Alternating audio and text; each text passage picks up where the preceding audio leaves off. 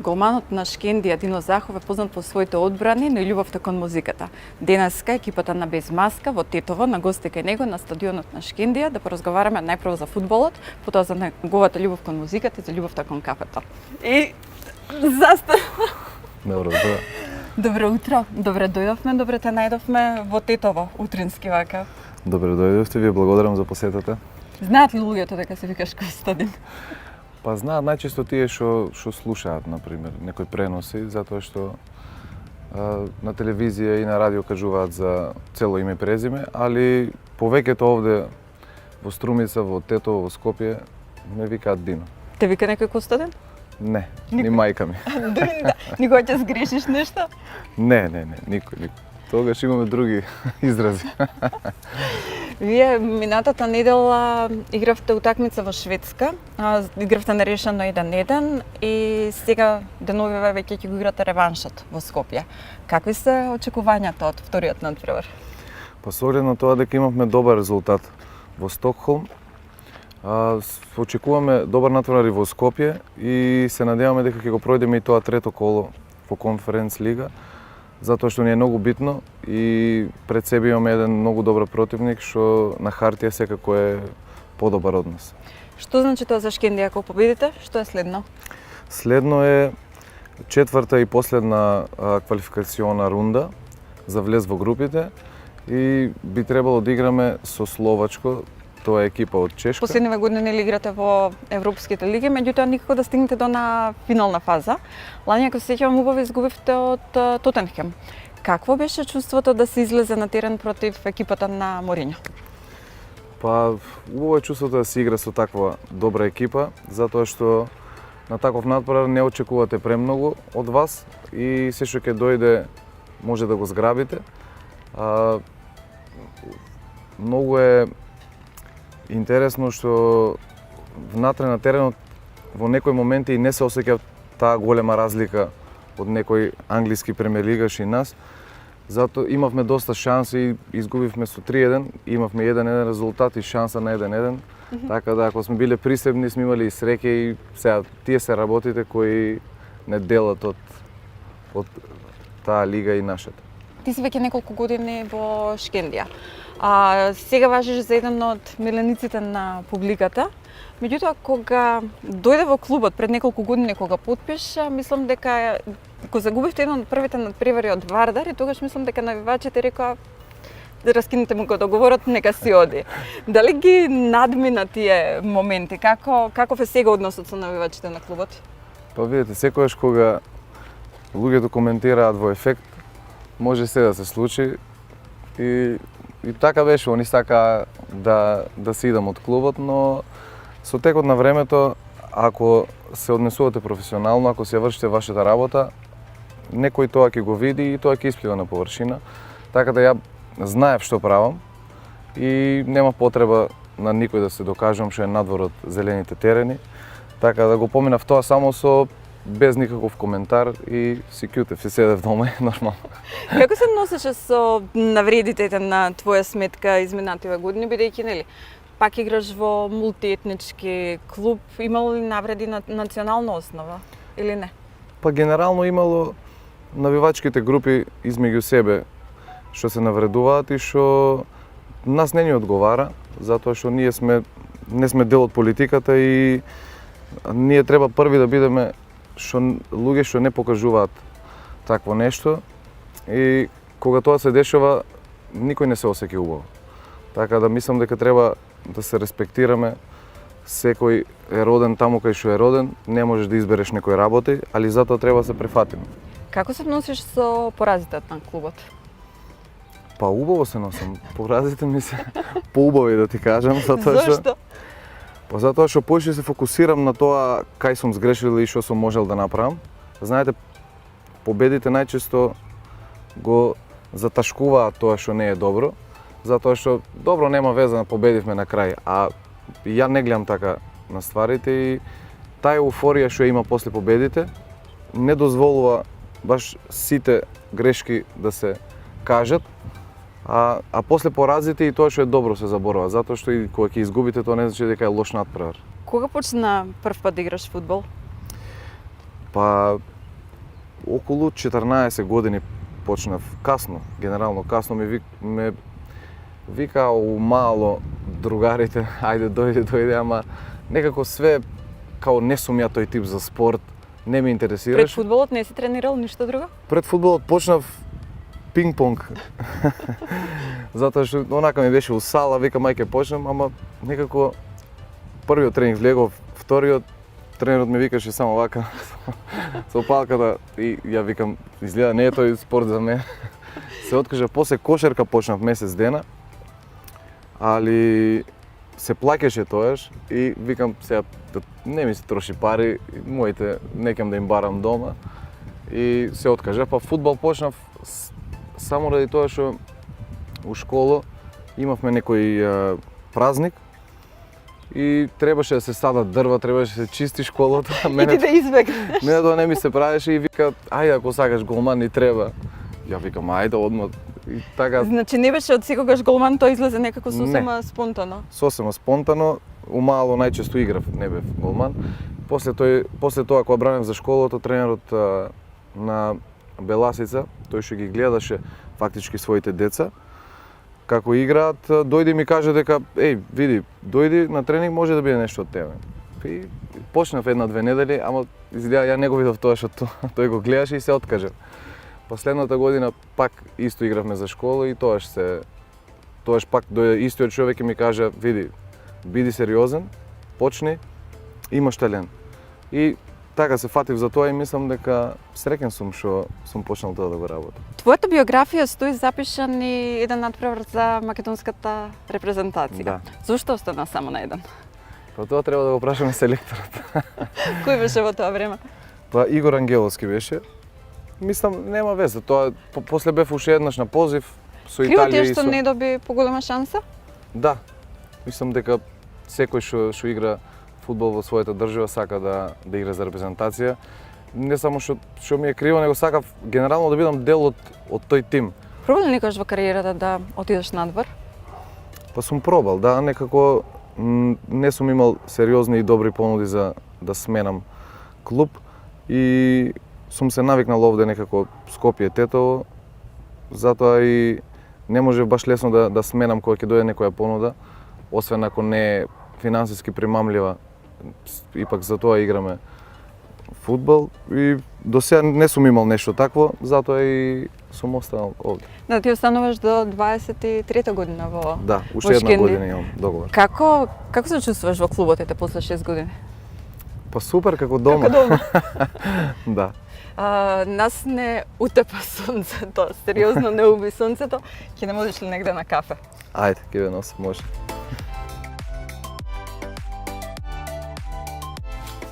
Повелете. Фала. Ти не донесе дома на кафе? Да пробате од моето кафе. Не знам колку луѓето знаат дека произведуваш собствено кафе, дека тоа го правиш релативно од скоро. Како ти оди? Па добро, се е почеток и планирам да почнам да работам со кафето. Тоа е ладно цедено кафе, како cold brew. И ќе се продава во шишенца, сега ќе ви дам да пробате. Ајде, јас ќе седнам, чекам кафе. Одма. Од каде тргна идејата за да направиш собствено кафе?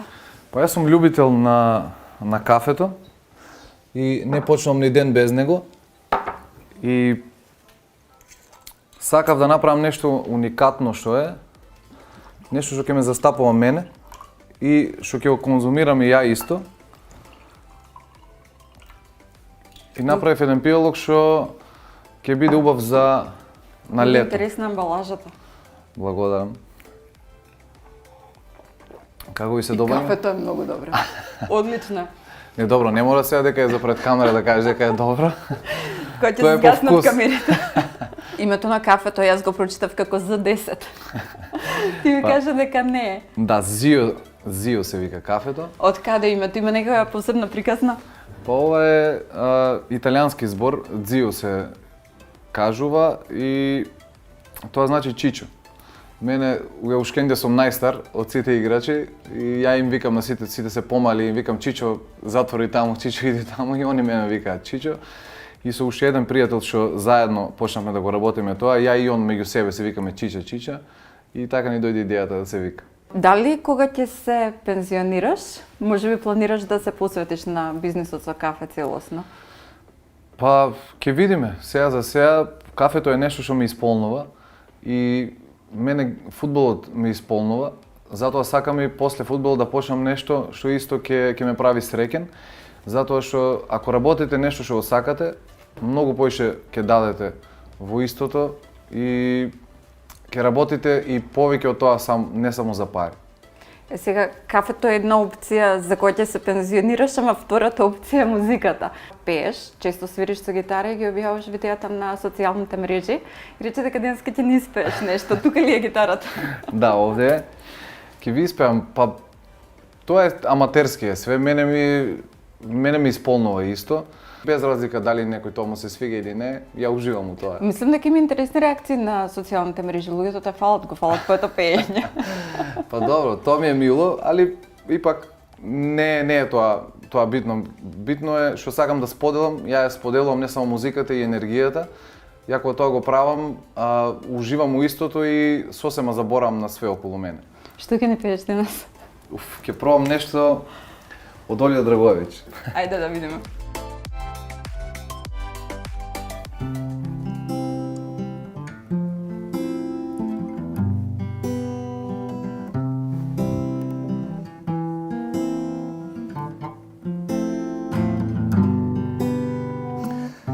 Веруј у љубав, јер љубав е све.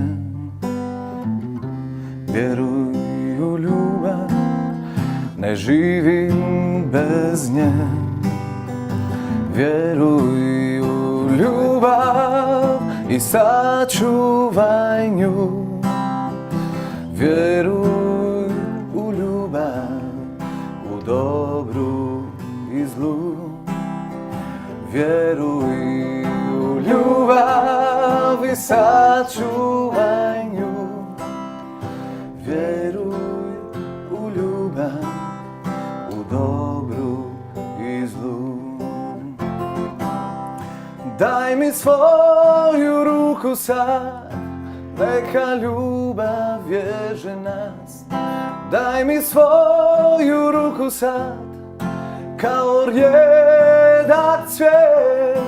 Дај ми своју руку сад, нека љубав е уз нас. Она може променити свет. Кога ќе завршиме со снимање, уште ќе пееш. Ќе те останеме малку на гости, не се брзаме денеска. Имаш музичко образование или си самоук? Самоук, да, татко ми свира во наша фамилија и уште од мал, кој имало седенки, например, сум покажувал ја интерес, сакам да излезам на површина пред другите, али најпрво почна татко ми на брат ми да го учи, но некако не покажа он интерес и ја од страна се шуњав тука и почнав да учам и некако не сакав многу да свирам. Пошто на почеток кога ќе почнете сите што свират знаат, одма болат прстите многу од жиците. Ја одма се откажав, година дена после не свирав, ова боли. Ти некако си многу брзо се откажуваш па се враќаш. Да, па се враќам. Па као боли ова нема шанси, но дека тука ти е гитарата, родителот ти е тука, се седнува, се свири, се пее, некако самата атмосфера ми направи да имам желба, чекај, кога ќе пораснам јас со моите другари, јас сакам тоа да се негува. И ми е мило што сум почнал онака да свирам, често седнуваме. Како изгледа вашите седенки по дом, татко ти кога свираше? Прво тоа ќе да прашам. Па изгледаат маратонски. Ивкова слава? Да, почнуваме као чекај по една ракија, па нешто по една песна да фатиме. Па имаме комшија што свири на армоника и он обожава исто со нас да седи. Така да еден по еден комшија полека се собираме и тоа трае. На интернет си уште постои некоја видео од твоите почетоци, мислам, во Шкендија, кога игравте во Гант. Кога во продавница, во музичка продавница, свириш на гитара и пееш. Те натераа со играчите да пееш или ја виде гитарата, довежел ви ја извади само? Тоа беше сосем случајно. Стигнавме у Гент неколку, 2-3 дена порано И еден ден одлучи, ајде ќе идеме, ќе прошетаме малку низ центар, низ плоштад и автобусот е овде, идете саат време и се враќате пак. И ние се враќаме малку порано и уште не е стигнат автобусот. И се гледаме некоја продавница овде и гледам продавница за инструменти. И влегов натре и као ја да пробам, чекај да видам гитарата и тука се смеат и луѓето што не разбираат ништо. И еден играч запеа некоја албанска песна, не знам која беше, и ја му викам чекај да ја фатам таа, мислам дека ја знам и почнувам ја и тука испеевме 20 секунди само. И онака беше и камерманот на клубот, го фати сето тоа, да, и излезе интересно. Сме немали таков план, ама на крај излезе убаво. Кои ти се омилени песни кои што ги свириш, кои што ги пееш вака кога си правите седенка со друштво? Па свирам поише забавна музика. Ја сакам народната, али која народна музика сакам ја да слушам, не ја да свирам. Поише сакам забавно, најчесто хрватска музика. Имаш нешто хрватска жичка или само музиката? Не, ништо, само музиката. Некако таа музика хрватска што е забавна и нивната народна ме исполнува. Има некој интересен шмек. Исто српската, например Здравко Чолич, Дино Мерлин, исто тоа ми има оставано некој печат околу животот, кај што со некои песни сум се мотивирал пред утакмица, со некој сум пател, со некој сум се радувал, така да таа е жичката кај музиката. Добро, ти се случило некогаш да засвириш, да запееш на свадба кај некој близок, ти побарале? Ми побара братучет ми што ми е прв. И во тој момент беше актуелна песната, мислам дека Розо моја, мислам беше, да. И ја бев, он ја знаеше таа песна дека ја свирам со татко ми, али онака на седенка сега, он не знае дека кога треба да се пее пред 300 луѓе, треба да се знае и текст и све. И не, те молам, викам брат, добро, само да видам текстот, да се потсетам, не ја знам оваа песна. И тука ја фати ми помогна и музичарите што беа на таа свадба и спеав. Друго не. Ти ме кажа пред интервјуто дека пишуваш поезија, работа што за тебе не ја знаат луѓето. Како ти оди? Колку имаш напишана песни до сега? Па, не знам дали е поезија што е. Тоа што го пишам. Ако е во стихови, тоа беше поезија. Да, во стихови се шалам и не знам што е, колку е добро, колку не е, кај имам грешки и све, некако излезе еден период од мене нешто што викам чекај да напишам некако интересно ми е, тоа ми звучи. И како што почнав да пишам, само поише барав поинтересни зборови да можем да ги вметнам и да го најдам тоа правото што у некој момент сум го осеќал, ќе го осеќам или гледам на него. Колку имам напишано, не знам, можеби над 10 на 15 песни. И имам желба да издадам некоја збирка понатака во животот. Сега ќе видиме како ќе биде и со времето и со желбата, али сакам да автентичноста моја да ја расширам и да ја дам на народот. Без разлика дали тоа ќе биде со кафе, со стихови, со музика и колку тоа ќе биде добро, воопшто не е битно. Ги прочитал некој твоите песни, си му ги дал на некога? Па некои блиски така другари и пријатели од околу мене, али многу малку, по 2-3 само они се на почетокот се сите, добро, ова се многу ти е тажна, ова се тебе. Викам, види, не е битно, ја кога ја пишам, не сум тажен. Јас се осеќам убаво, него самата песна со зборовите сакам да долови некое чувство што секој го осетил во љубовта, генерално во животот. И сите ние некогаш сме били повредени, сме сакале, сме правеле, значи некое чувство да доловам кога било кој ќе го прочита и што не ме познава мене, он може барем за секунда да се стави таму у таа позиција. Тоа ми е целта, друго не. Сега луѓето што те следат на социјалните мрежи знаат дека си љубител на табла. Ќе извадиш ли таблата да свртиме една партија додека го правиме муабето? Само пази, не сум спремен многу за порази. Добро, пошто ја неам играно 4 години, така да лесно ќе ти биде. Тоа не е оправдување.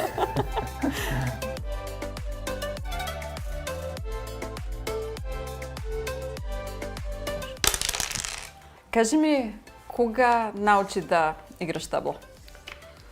Па не знам, некаде средно школа бев. Со еден мој школски Драган, мислам дека почнаме со него двајца да играме. Извини. Многу убаво тука ме фати со прашање и одма. На одговор одма те бутнав.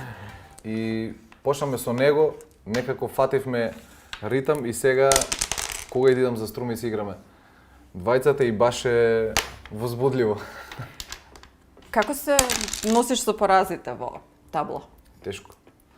Тешко се носам ради тоа што јас сум човек што многу тешко на вакви работи, многу тешко прифаќа пораз.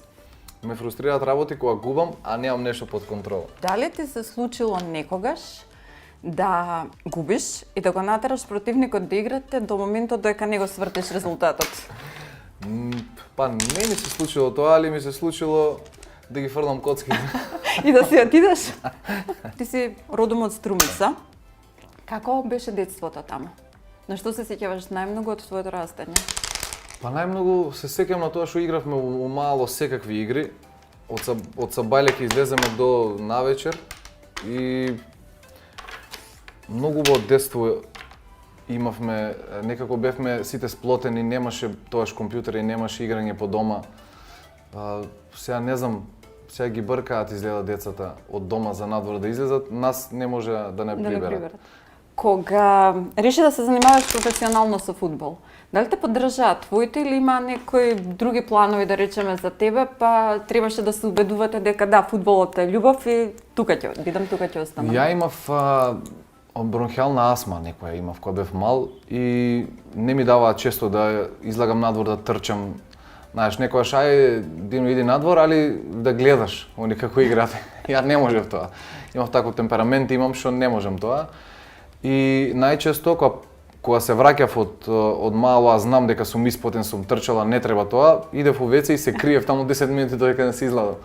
Исто почнав да го правам и кога почнав со тренинзи. Не знаеа точно одма на почеток моите, неколку недели додека не ме осетија и татко ми вика доаѓај ваму, шо, ама тато вака, значи слушај, кажи све, значи битно е здравјето ти е на прво место.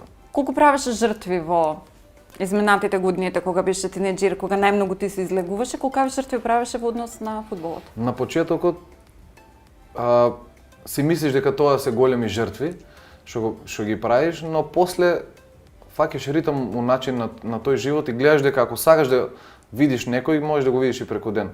А ноќниот живот мене не ми бил од никогаш интересен до сабајле. Сум го правил тоа некогаш, али не ми бил интересен да ја тоа го правам секоја недела. Посебно што Струмица е позната по добар ноќен живот. Да, позната е, имаше добри локали порано и сега има, не дека не, но и забавата беше подруга. Значи кога си без телефони, кога сме сите на едно место и фокусирани на музиката, забавата беше подруга. Затоа све правам ретко за да може да уживам у тоа. Ти си веќе неколку месеци тука во Тетово живееш, да. Претходните години функционираше на релација Скопје-Тетово, додека доаѓаше на тренинзите, на надпреварите со клубот.